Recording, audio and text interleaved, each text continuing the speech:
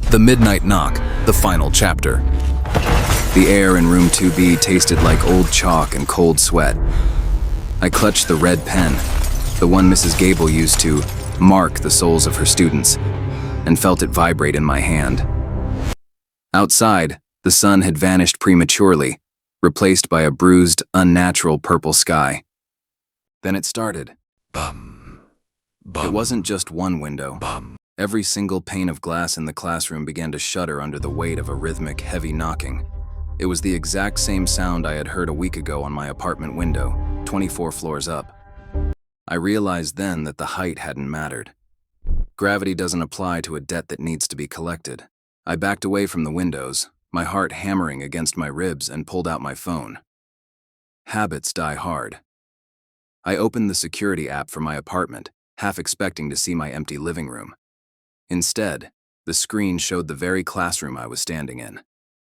But in the digital reflection of the phone's camera, I wasn't alone. Standing directly behind me in the video feed was a tall, shadow-thin figure with fingers like elongated needles. It was the knocker. It wasn't outside the glass. It had been behind me ever since I left the 24th floor. It was waiting for me to touch the pen. Give it back, a voice rasped from the doorway. I spun around. Mrs. Gable stood there, her eyes devoid of color, her hand outstretched. The red pen doesn't just grade papers, Leo. It grades lives. Without it, the knocker has no rhythm. Without the rhythm, it only knows how to tear. The windows cracked. Spiderwebs of fractured glass raced across the panes. The knocker in my phone screen leaned closer to my ear, its jaw unhinging. I realized then that Mrs. Gable wasn't the master. She was the servant. She marked the victims so the knocker could find them. "If it wants a mark," I whispered, my voice trembling, "I'll give it one it can't forget." As the windows finally shattered inward, I didn't drop the pen. I slammed it down onto Mrs. Gable's gradebook, slashing a thick, jagged red line through every name on the list, starting with mine. The effect was instant.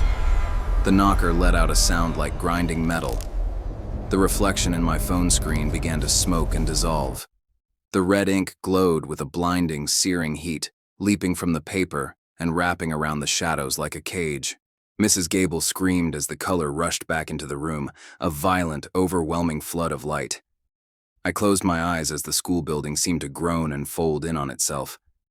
When I opened them, the sun was shining. I was sitting on my sofa in my 24th floor apartment. The red pen lay snapped in half on the coffee table. I walked to the window and looked out at the city below. No knocking, no shadows, just silence. But as I turned to walk away, I glanced at the security camera mounted in the corner. For a split second, the lens flared red. The debt was settled, for now. Like and share.